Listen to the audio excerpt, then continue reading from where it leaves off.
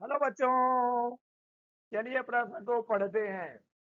आदर्श gas की आंतरिक ऊर्जा का ताप के साथ क्या संबंध है? तो चलिए बच्चों, सबसे पहले हम लिख लेंगे मूल अवधारणा।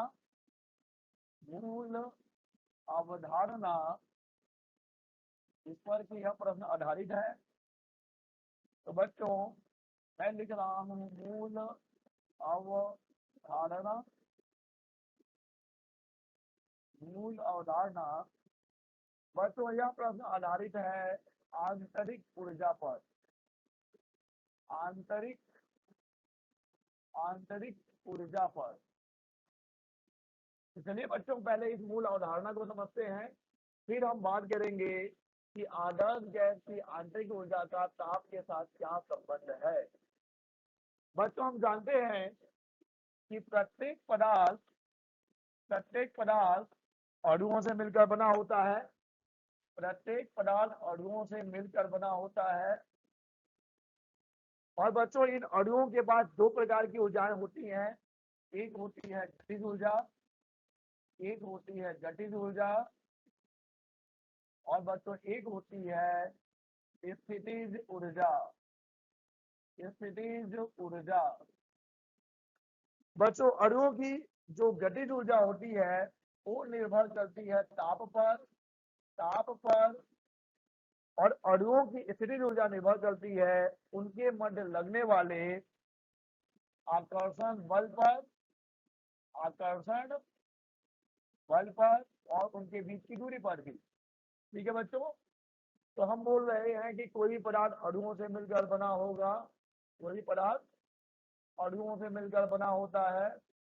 अणुओं के पास दो प्रकार की ऊर्जाएं होती हैं, एक गतिज ऊर्जा और एक स्थितिज ऊर्जा।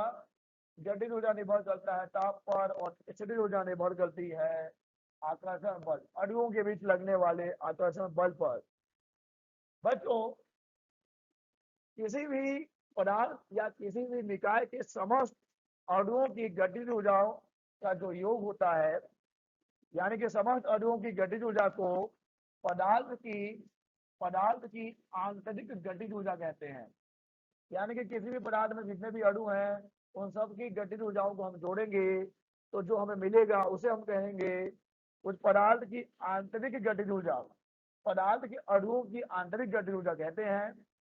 और बच्चों, उसी प्रकार समस्त अणुओं की स्थितिज ऊर्जा को पदार्थ की आंतरिक स्थितिज ऊर्जा कहते हैं, जिसे हम दिखाएंगे यूपी से। बच्चों, यहाँ पर यूपी है आंतरिक गतिज ऊर्जा और यूपी है आंतरिक स्थितिज ऊर्जा। और इन दोनों के योग को ही कहा जाता है पदार्थ की आंतरिक ऊर्जा या निकाय की आंतरिक ऊर्जा। अर्थात बच्चों, हम कहना चाहते हैं कि किसी भी पदार्थ या किसी भी निकाय की जो आंतरिक ऊर्जा होती है तो किसके बराबर होगी बच्चों?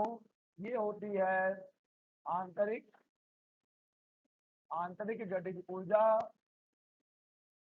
आंतरिक गतिज ऊर्जा धन आंतरिक स्थितिज ऊर्जा।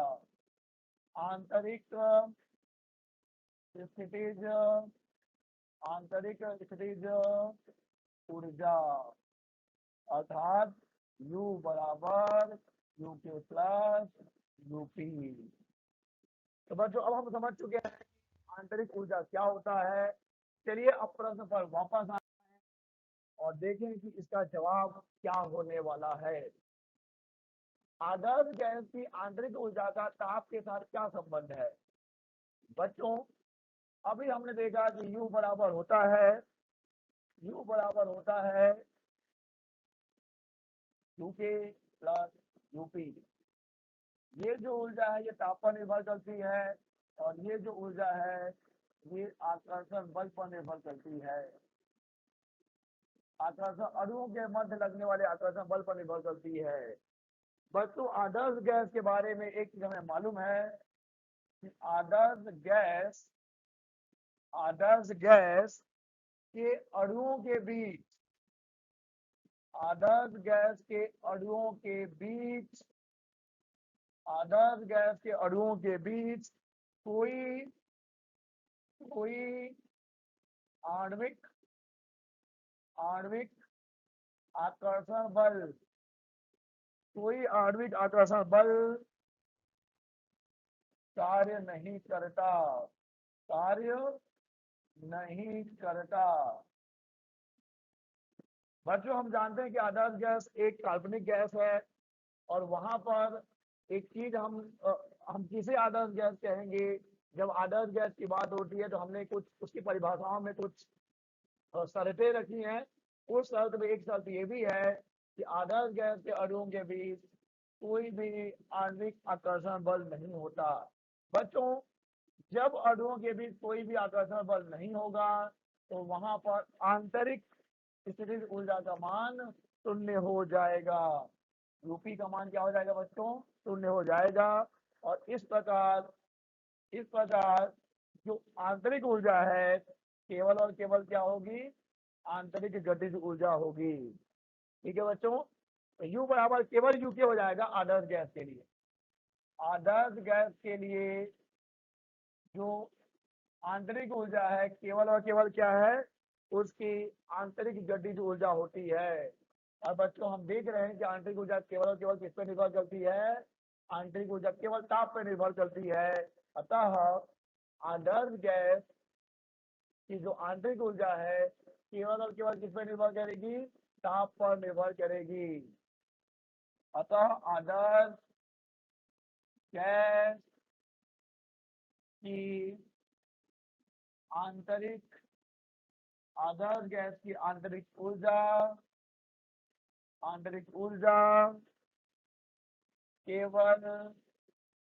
केवल ताप पर निर्भर करती है, ताप पर निर्भर करती है। ठीक है बच्चों, क्यों ताप पर निर्भर करेगी, क्योंकि आदर्श गैस के लिए आंतरिक स्थितिज ऊर्जा का मान शून्य होगा। अतः उसके लिए आंतरिक ऊर्जा केवल आंतरिक गतिज ऊर्जा होगी, आंतरिक गतिज ऊर्जा होगी। और आंतरिक गतिज ऊर्जा निर्भर करती है तापमान पर। तो चलिए अब उस संबंध को देख लेते हैं जो बताता है आंतरिक ऊर्जा गैस की, आदर्श गैस की आंतरिक ऊर्जा और ताप में संबंध को। बच्चों आदर्श गैस की आंतरिक ऊर्जा U बराबर होता है 1/2 N गुना R गुना कैपिटल T और इंटू करेंगे हम F। बच्चों यहाँ पर N जो है वह मोलों की संख्या है, मोलों की संख्या है।